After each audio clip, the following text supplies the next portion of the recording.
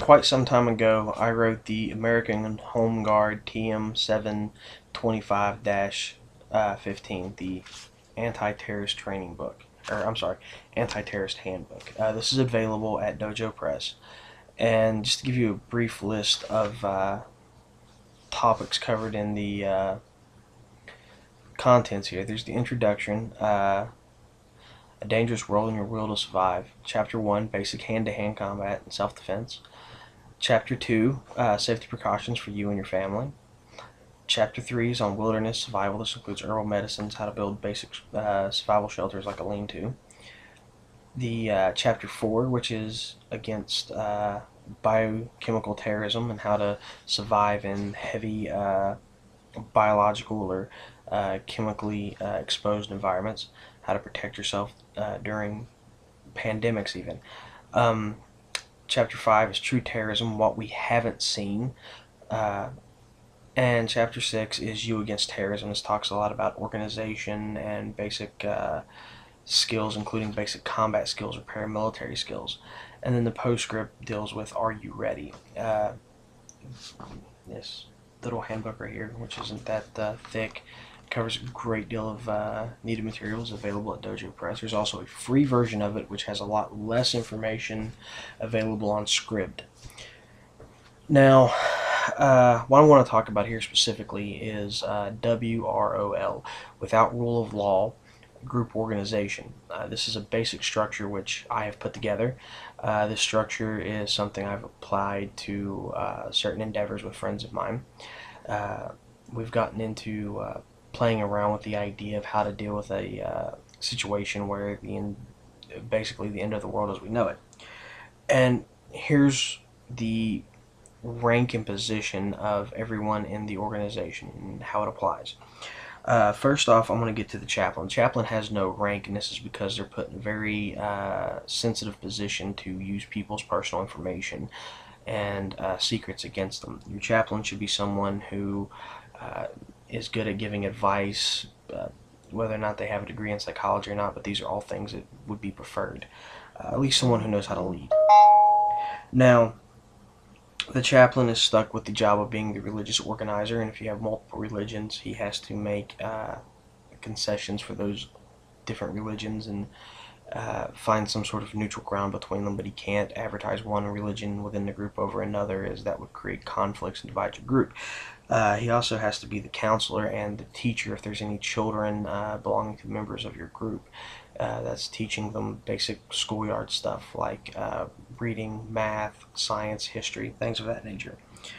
The group leader is placed in the awkward position of command and control. Now, he can't have all the skills to know everything, so he has to base his knowledge and base his activities and his orders off of his panel of advisors, of which the chaplain is one. One of his jobs is to monitor group morale and give his advice on the group morale and the psychology of the members within the group to the leader without going into the personal lives and secrets of individuals. Below the leader is the group's executive officer. He's also known as the hunter.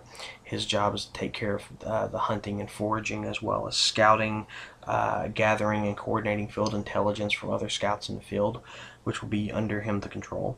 Group security, as well as the basic training and the basic training for fighting skills, combat methods, stuff like that for members of your group. The reason why everyone needs to have these skills is so that everyone is capable of not only defending themselves as individuals, but of aiding to defend the group. Everyone has that basic combat training, and there's an SOP already designed for what to do to defend your group in case you deal with some hostile group, or in case, the authorities show up and they're here to reestablish social order, that you don't have to come into some type of conflict with these people simply because everything else has been chaotic up until that point. Below the hunter is the medic. He's stuck with preventative and administrative medicine. His job is making sure that you don't get sick and treating you when you do get sick, or helping to make sure that you don't get injuries, but also helping to treat any injuries you sustain. This can be anything from a simple cut to disinfecting a wound to God forbid, playing the midwife. Your medic might not necessarily be a doctor. He or she could very easily be a nurse, an LPN, an RN, just somebody who joined the Army and took a basic combat lifesavers course, or who was in the Boy Scouts, who has a great deal of first aid knowledge that everyone else in the group may or may not have, that just has a natural aptitude for dealing with injuries and illnesses. The engineer deals with maintaining equipment, vehicles, stuff of that nature. He basically has to be a jack of all trades, plumber, electrician, mechanic, and he also has to be able to fabricate material. They also have to be able to fabricate, for example, wind generators using old car alternators, simply to make life easier when other supplies, other necessities are cut off. The dietitian deals with growing food, raising any animals used for food, the butchering of the animals used for food, as well as food preservation and developing a rationing plan for the food that is grown within the group. Your dietitian should be someone with a very good ability to grow. They might not necessarily be a farmer. They could have well been someone who had worked in a greenhouse or a florist, and as such, they can grow potatoes out of a backpack while humping through the woods if need be. Last thing you need to look at is your support element. Now, your support element doesn't actually have any rank in structure as far as in chain of command, but they are also the people who help vote for the group leader to decide who will be the group leader. The thing about this is your support element also works with under which whatever their aptitude suits them for, works under the various advisors, the dietitian, your hunter, your medic, your engineer, whoever they have a natural aptitude for doing that type of work. And all of these people have to be trained, given that same basic combat training through the hunter.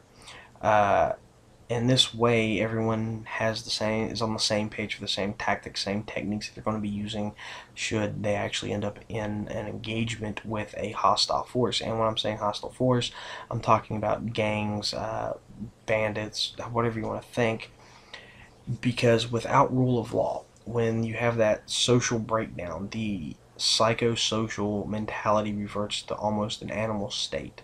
It becomes a matter of the strong taking away from the weak and the smart exploiting those who are strong and stupid enough that they can direct that other person's strength or that other person's aggression to their own ends to solve their problems for them. Without rule of law, you're going to see groups like various gangs. You're going to see just random people throwing together trying to take over or fill that vacuum of authority. And a lot of people will do this at the point of a gun. So what I'm talking about is to have an organizational structure in place so you can draw more people in to bolster your group, to build numbers, but at the same time so that you have a structured organizational framework so that you're not so that even without a rule of law, even without the government or social control measures, that there is still a local community level of control that allows people to have some measure of safety, that returns some measure of civility or rule of law, even at that extreme local level of almost like a village militia to the immediate area. Now, this doesn't necessarily need to be a Mad Max situation to where you're expecting the end of the world to just be there and people, just going medieval and the world facing a new dark age. It could be something as simple as, for example, Katrina, when a lot of the flooding and the damage was done to the city, that a lot of areas were taken over by gangs. And when this occurred, the vacuum that was left, the without rule of law, the vacuum that was there because the police weren't there and there was no one else there, and these gangs began taking over and doing so at the point of a gun with force. A lot of communities, a lot of neighborhoods and stuff banded together. This is just simply an outline for a possible organizational structure.